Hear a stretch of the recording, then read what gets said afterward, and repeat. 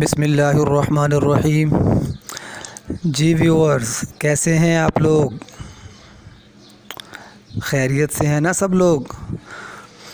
جی مجھے پتہ چلا ہے کہ آپ لوگ ویڈیوز کو کٹ کر کے دیکھتے ہیں اور اپنے مطلب کی چیزیں نکالنے کی کوشش کرتے ہیں، تو میں آپ پر واضح کرتا چلوں کہ جناب سارا مواد آپ کے مطلب کا ہی تو ہوتا ہے، اپنے مطلب کی چیز تو میں بتاتا ہی نہیں آپ کو۔ میں تو پہلے ہی ریسرچ کر کے آپ کے لیے پوائنٹس کی صورت میں ڈیٹا کلیکٹ کرتا ہوں تاکہ وقت کی قلت کو مد نظر رکھتے ہوئے تھوڑے سے وقت میں آپ کو زیادہ سے زیادہ معلومات فراہم کی جائیں، اور اگر آپ اس میں سے بھی کٹ کر کے دیکھیں گے تو کیسے سیکھیں گے پھر آپ لوگ؟ چلیں آئیے آج کا لیکچر سٹارٹ کرتے ہیں۔ ہمارا آج کا موضوع ہے علی گڑھ تحریک کا پس منظر، اس کی خدمات اور معاشرے پر اس کے اثرات۔ جی 19ویں صدی کا آغاز ہوا تو ہندوستان میں معاشرتی اور سیاسی زندگی کی رفتار یکدم تیز ہو گئی۔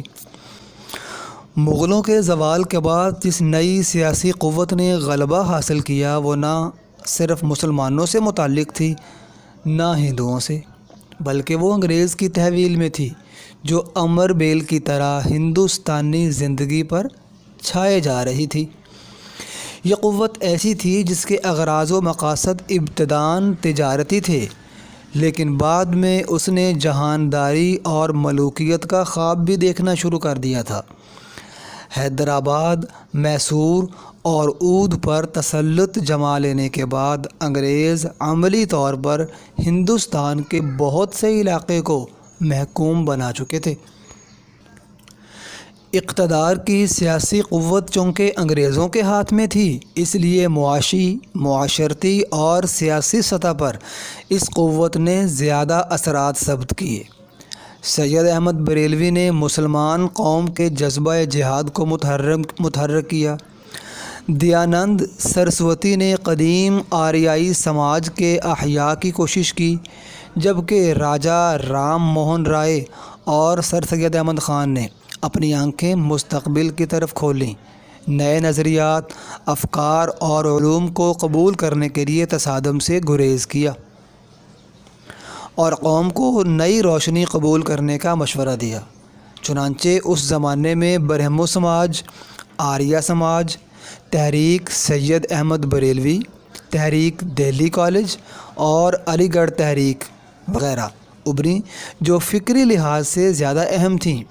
ان میں سے چند تحریکوں نے رزم آرائی کی کوشش کی، جبکہ دوسری بیشتر تحریکوں نے کشور کشائی کے برعکس قلوب مردہ میں تحرک پیدا کیا اور محکومی کے جذبات کو ذہنی آزادی سے مغلوب کرنے کی کوشش کی۔ ان میں سر سید احمد خان کی تحریک اس لیے اہم ہے کہ اس کا آغاز محکومی کا دائرہ مکمل ہو جانے کے بعد ہوا اور اس تحریک نے مسلمانوں کا جمود اور غلامی کا حصار توڑ کر مستقبل کی تعمیر کی ذمہ داری قبول کی۔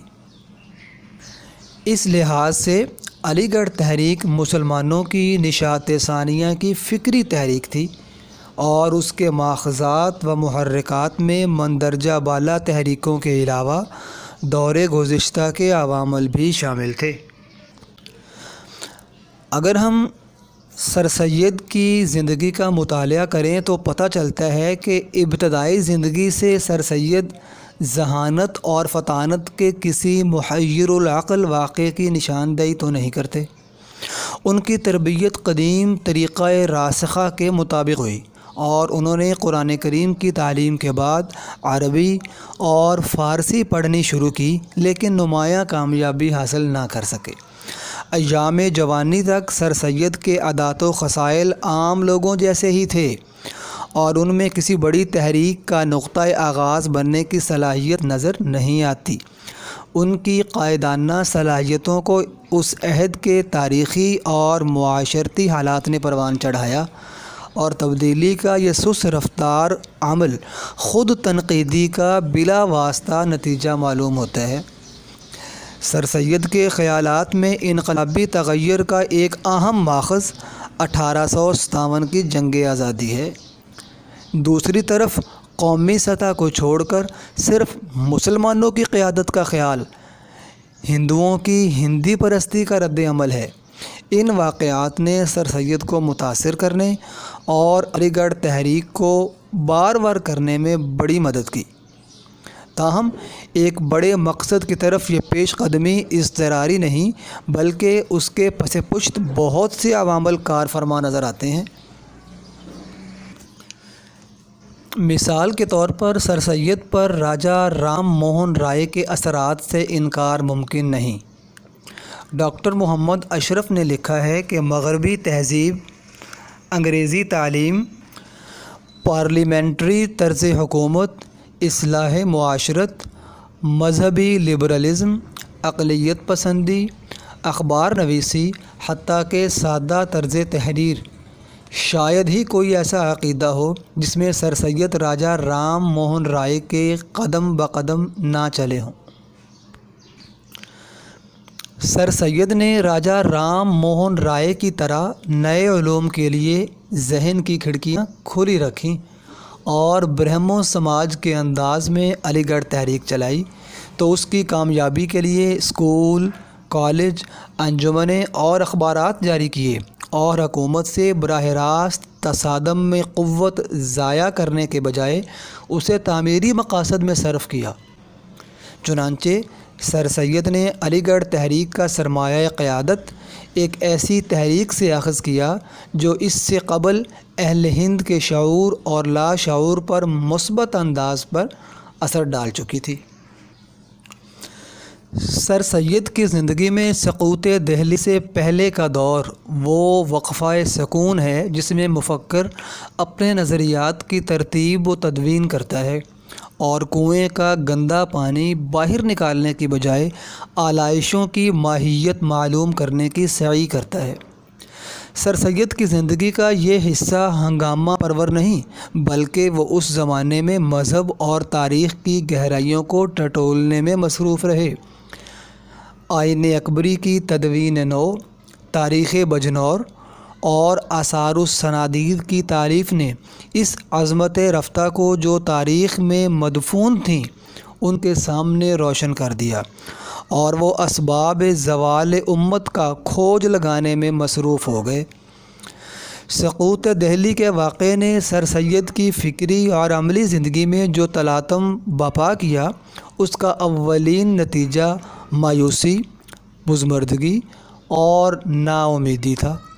تاہم اس واقعہ نے سر سید کے اندر چھپے ہوئے مصلح کو بیدار کر دیا اور علی گڑھ تحریک کا وہ بیج جو زیر سطح پرورش پا رہا تھا اب زمین سے باہر آنے کی کوشش کرنے لگا، اور سر سید نے قومی خدمت کو اپنا شعار بنا لیا تو اس کے پس منظر میں ان کے 40 سالہ مطالعے، مشاہدے، بصارت اور بصیرت کی تمام کائنات جلوہ فرما تھی۔ انگریزوں کے خلاف بغاوت کا الزام مسلمانوں کے سر تھا اور پوری قوم ذلت اور بربادی کے جان کا حادثے سے گزر رہی تھی۔ صرف سر سید کی آنکھ مستقبل کی طرف نگران تھی اور ان کا ذہن حالات کا حقیقی تجزیہ کرنے میں مصروف تھا۔ علی گڑھ سائنٹیفک سوسائٹی کا قیام معنوی طور پر علی گڑھ تحریک کا نقطۂ آغاز ہے۔ یہ اتنا بڑا اقدام تھا کہ ملک کے طول و عرض میں متعدد ادارے علی گڑھ سائنٹیفک سوسائٹی کے طرز پر قائم ہوئے۔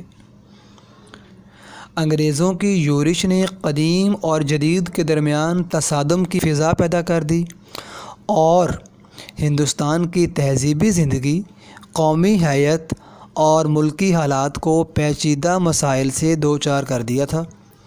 اس سوسائٹی نے رائے عامہ ہموار کرنے اور قدامت کو جدیدیت سے مغلوب کرنے کی سعی کی اور حصول مقصد کے لیے علی گڑھ انسٹیٹیوٹ گزٹ کا اجرا کیا۔ یہ اخبار اگرچہ ہندوستانیوں اور انگریزوں کے مابین باہمی روشناسی کا وسیلہ تھا، تاہم اس کا مجموعی مزاج علی گڑھ تحریک کے ساتھ مطابقت رکھتا تھا۔ اس نے مسلمانوں میں سیاسی، تہذیبی اور ادبی شعور پیدا کرنے میں اہم کردار ادا کیا اور جہالت اور تاریکی کے دور ہو جانے کے امکانات پیدا کر دیے۔ انگریزی کتب کے تراجم نے علوم و فنون کو جو ترقی دی تھی، اس نے سر سید کے ذہن میں ورنیکولر یونیورسٹی قائم کرنے اور انگریزوں کے ساتھ دیسی زبانوں کو متمول بنانے کی تحریک پیدا کی۔ چنانچہ سر سید نے 1 اگست 1867 کو گورنر جنرل کی عرضداشت میں اس چیز کا مطالبہ بھی کیا کہ اعلیٰ درجے کی تعلیم کے لیے ایک ایسا سررشتہ قائم کیا جائے جہاں علوم و فنون کی تعلیم دیسی زبان میں ہو۔ نمبر 2، وہ تمام علوم جن کا امتحان کلکتہ یونیورسٹی انگریزی میں لیتی ہے، یہ سررشتہ دیسی زبان میں ہے اور طلباء کو یکساں معیاری سندیں عطا ہوں۔ سر سید علی گڑھ تحریک کا پس منظر بھی تھے اور پیش منظر بھی۔ علی گڑھ تحریک کا خاکہ ان کے تفکر کا اور اس کا ارتقاء ان کے تدبر کا نتیجہ تھا۔ اس خاکے میں رنگ آمیزی سر سید کے خلوص عمل اور حسن نیت نے کی۔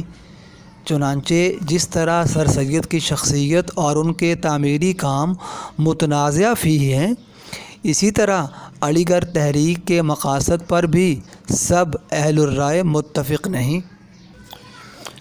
جی ویورز، آپ نے اس کا پس منظر تو پرکھ لیا، اب تھوڑا دیکھتے ہیں کہ اس تحریک کو بنانے کا آخر مقصد کیا تھا۔ سر سید کو آخر اتنی بڑی کاوش کیوں کرنا پڑی؟ علی گڑھ تحریک کو وسیع تناظر میں دیکھا جائے تو اس کے مقاصد کی توضیح مندرجہ ذیل 3 زاویوں سے ہوتی ہے۔ اول، سیاسی زاویہ، دوم، مذہبی زاویہ اور سوم، ادبی زاویہ۔ اب مختصر سی وضاحت اس کی ہم کرتے ہیں۔ سیاسی اس حوالے سے کہ مسلمانوں کی تہذیبی بقا، اس کے علاوہ سیاسی ترقی اور معاشرتی سربلندی چاہتے تھے۔ مذہبی زاویہ سے اس حوالے سے کہ نئے علوم کی روشنی میں دین فطرت کی توضیح و تشریح اور اوہام پرستی کا ازالہ کرنا چاہتے تھے۔ اور سوم اس حوالے سے ادبی زاویہ جو ہے کہ وہ اردو زبان و ادب کا فروغ چاہتے تھے۔ یہاں ہم نصابی پابندی کے باعث علی گڑھ تحریک کے صرف ایک زاویہ پر بحث کریں گے، یعنی اس کے ادبی زاویہ پر۔ دوستو، اس تحریک کے ادبی سفر میں جن ساتھیوں نے سر سید کا ساتھ دیا، ان کا ذکر کیے بغیر ہم آگے نہیں بڑھ سکتے، تو مختصر سا تعارف ان کا کرتے ہیں۔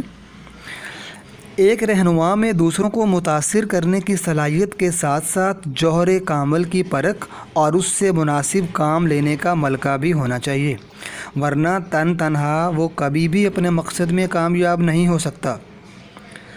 سر سید بھی اس صلاحیت سے عاری نہ تھے۔ اب وہ کون سے احباب تھے جنہوں نے سر سید کا اس تحریک میں بھرپور ساتھ دیا؟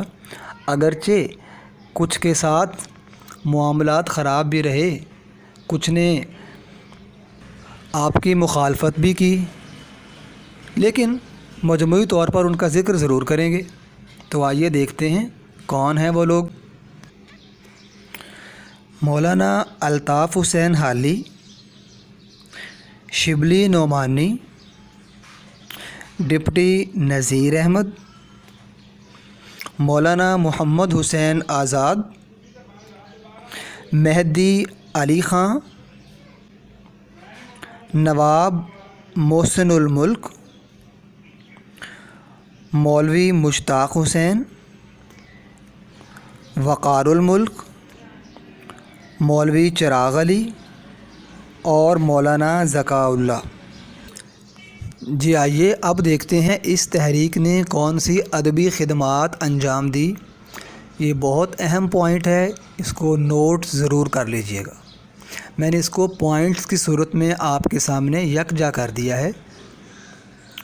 جی، نمبر 1، تحریک نے نہ صرف ہندی زبان کا غلبہ روکنے کی کوشش کی بلکہ لفظ کی داخلی حرکی قوت کو پہچانا۔ نمبر 2، تحریک نے شاعری کی بنسبت نثر کو اپنے مقاصد کے لیے زیادہ استعمال کیا۔ نمبر 3، تاریخ نگاری کے لیے ایک الگ اسلوب وضع کیا۔ نمبر 4، اس تحریک نے سائنسی نقطہ نظر اور اظہار کی صداقت کو اہمیت دی۔ نمبر 5، اس تحریک نے زندگی کے جمال کو اجاگر کرنے کی بجائے مادی قدروں کو اہمیت دی۔ نمبر 6، اس تحریک نے تاریخ کو سپاٹ بیانیہ نہیں بنایا بلکہ ایک نئے فلسفے کو جنم دیا۔ جی، اور نمبر 7، علی گڑھ تحریک کے ادبی کارناموں میں ایک اہم کارنامہ اردو مضمون نویسی کا فروغ ہے۔ اس میں کوئی شک نہیں کہ جدید اردو ادب کا نقطۂ آغاز علی گڑھ تحریک ہے، اور اس نے نہ صرف ادب کو زندگی کا ترجمان بنا دیا بلکہ عقل و نظر کو جذبہ و وجدان پر فوقیت دی اور مادے کی اہمیت کو اجاگر کر دیا۔ چنانچہ ڈاکٹر سید عبداللہ نے لکھا، سر سید کی ادبی تحریک نے جہاں پرانے ادب کے بہت سے خلا پر کیے وہاں خود بہت سے نئے خلا ڈال دیے۔ اس زاویے سے دیکھیے تو ادبی لحاظ سے علی گڑھ تحریک کے سب پھل میٹھے نہیں تھے۔ سر سید کے پیش نظر چونکہ ایک تہذیبی اور معاشرتی نصب العین تھا، اس لیے انہوں نے ادب کو ایک نصب العین کے حصول کا وسیلہ بنایا اور فطرت کے بو قلم و حسن کو جمالیاتی زاویے سے دیکھنے کے بجائے اسے انسانی ضرورتوں کا غلام بنانے کی کوشش کی۔ علی گڑھ تحریک نے چونکہ ادب کو انسان کی مادی ضروریات کا غلام بنا دیا تھا، اس لیے اس نے فرد کے بجائے اجتماع کو مخاطب کیا اور مفید نتائج کے حصول کے لیے اس میں زیادہ سے زیادہ تبلیغی عنصر شامل کرنے کی کوشش کی۔ اس سے ادب کا تخلیقی زاویہ متاثر ہوا اور ادب کا داخل سے رشتہ کمزور پڑ گیا۔ اس مقصدیت نے علی گڑھ تحریک کے ادب کو نہ صرف یکسانیت اور بے رنگی عطا کی بلکہ اس پر استدلالی بوجھ بھی لاد دیا۔ چنانچہ علی گڑھ تحریک نے ایسے ادب کو فروغ دیا جو دماغ کو تو متحرک کرتا ہے لیکن دل کے تار ہلا نہیں سکتا۔ اس وجہ سے ادب کا مقصدی اسلوب بھی یکسر بے اعتنائی کا شکار نہیں ہوا، بلکہ 20ویں صدی میں جب مارکسیت کو فروغ حاصل ہوا تو سر سید کے اجتماعی تصور نے ترقی پسند تحریک کو جنم دیا۔ اس لحاظ سے علی گڑھ تحریک کے کمزور پہلو بھی اتنے جاندار تھے کہ یہ مستقبل پر اثر انداز ہونے اور زمانے کو ایک نئی کروٹ دینے میں کامیاب ہو گئے۔ علی گڑھ تحریک اردو کی اولین فکری تحریک تھی۔ اس تحریک سے پہلے زبان کی ظاہری حیتوں پر توجہ صرف ہوئی تھی۔ اردو زبان کا استخوان ہندوستانی لیکن مغز ایرانی تھا۔ اس تحریک نے ان دونوں میں جسم اور روح کا رشتہ قائم کیا اور لفظ کے حسن کو اجاگر کرنے کے بجائے روح اور معنی کو اہمیت دی۔ علی گڑھ تحریک چونکہ ایک فعال تحریک تھی اور ایک واضح نصب العین کے لیے عملی جدوجہد کر رہی تھی، اس لیے اس کے خلاف شدید رد عمل کا اظہار بھی ہوا۔ داخلی سطح پر تحریک کے چند رفقا نے قائد تحریک سر سید احمد خان سے مذہبی اور تعلیمی امور میں اختلاف کیا، اور خارجی سطح پر تحریک کے بعض متشدد ناقدین نے اس کے معاشرتی، تہذیبی اور سیاسی نظریات کے خلاف آواز اٹھائی۔ سر سید سے پہلے اردو کا بیشتر تخلیقی ادب صرف شاعری کی اصناف کا احاطہ کرتا تھا۔ علی گڑھ تحریک نے نثر کی اصناف کو بھی فروغ دیا۔ سر سید نے چونکہ افکار اور نظریات کے مغربی خزینوں کو بھی کھنگالا تھا، اس لیے اس تحریک نے مشرق اور مغرب کے فکری انضمام سے اردو ادب کو مغرب کے ہم پلہ بنانے کی سعی کی۔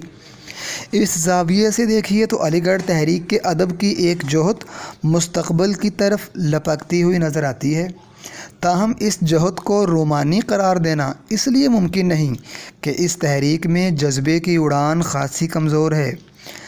واضح رہے کہ اس تحریک نے روح اور وجدان کی نئی منازل کو سر کرنے کی بجائے موجود کو حقیقی رنگوں میں پیش کرنے اور قاری کے ذہن میں معنی کی بے رنگ صداقت اتارنے کی کوشش کی۔